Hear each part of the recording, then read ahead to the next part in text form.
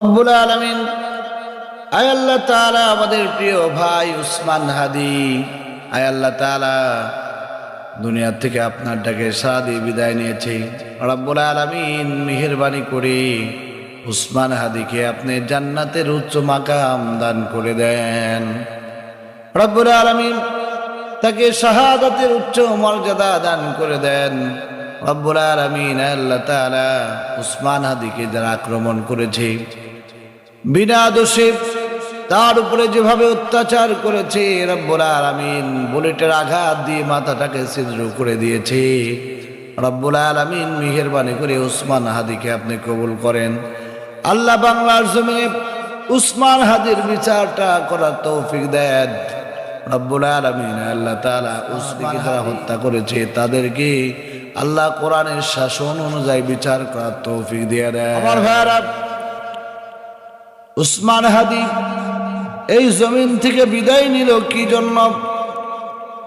উসমান হাদির কথার মধ্যে ছিল ইনসাফ। তিনি বলেছিলেন, আমার জীবনের শেষ সময় পর্যন্ত আমি ইনসাফ প্রতিষ্ঠা করার জন্য ব্যস্ত থাকব। যতক্ষণ পর্যন্ত আমার দেহের মধ্যে, আমার মাথার মধ্যে বুলেটের আঘাত, এই দুনিয়ার অন্য কাউকে আমি ভয় পাই না, আল্লাহ ছাড়া আমি কাউকেই ভয় পাই না।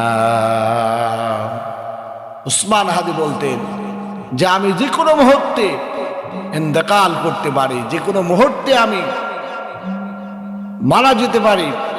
যতক্ষণ পর্যন্ত আমার কলিজার মধ্যে, আমার মাথার মধ্যে বুলেট প্রবেশ না করবে, অত সময় পর্যন্ত আমি আল্লাহ ছাড়া কাউকে ভয় করি না। উসমান হাদিকে হত্যার পিছনে বিশাল এক ষড়যন্ত্র লুকিয়ে আছে। ভারতের আধিপত্যবাদকে এই জমিন থেকে বিদায় করতে চেয়েছে উসমান হাদি। ইতিপূর্বে যারা ভারতের বিরুদ্ধে বক্তব্য দিয়েছে তাদেরকেই পর্যায়ক্রমে জমিন থেকে বিদায় করে দেওয়া হয়েছে। সুতরাং বাংলার জমিনের মুসলমানদেরকে ঐক্যবদ্ধ হতে হবে, সচেতন থাকতে হবে। হাদির মতো এমন সন্তানদেরকে আর আমরা হারাইতে চাই না। আল্লাহ রাব্বুল আলামিন আমাদের প্রিয় ভাই হাদিকে যেন শাহাদাতের মর্যাদা দেন। আল্লাহ রাব্বুল আলামিন বলেন,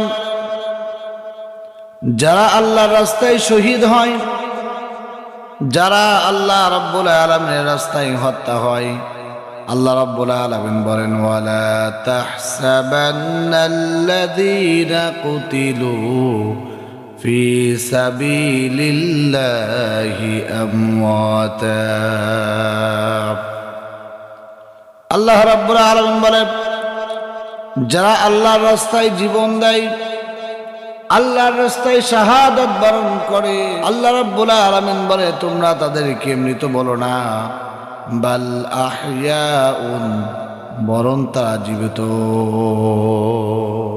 আল্লাহ রাব্বুল আলামিন বলেন, বাল আহইয়াউন ইনদা রাব্বিহিম ইউরযাকুন। আল্লাহ রাব্বুল আলামিন বলেন বরং তারা রবের নিকট জীবিত থাকেন। আল্লাহ রাব্বুল আলামিন বলেন তাদেরকে আল্লাহ রাব্বুল আলামিন রিজিক দান করেন।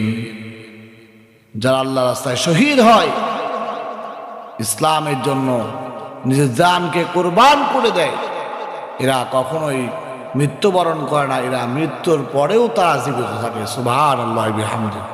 আল্লাহ রাব্বুল আলামিন বলেন, ولا تقولوا لمن يقتل في سبيل الله أموات بل أحياء ولكن لا تشعرون।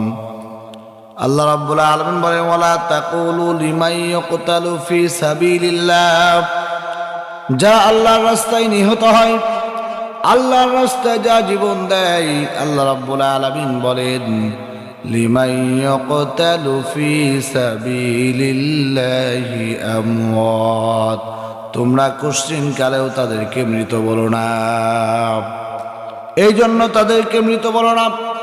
আল্লাহ রাব্বুল আলামিন বলেন, বাল আহইয়াউ ওয়ালাকিন লা তাশউরুন, বরং তারা হলো জীবিত, ওয়ালাকিন লা তাশউরুন, তোমরা তা অনুধাবন করতে পারো না।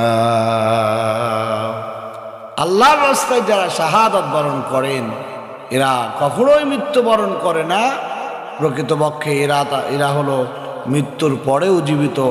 ওয়ালাকিন লা তাশউরুন, তোমরা এটা অনুভব করতে পারো।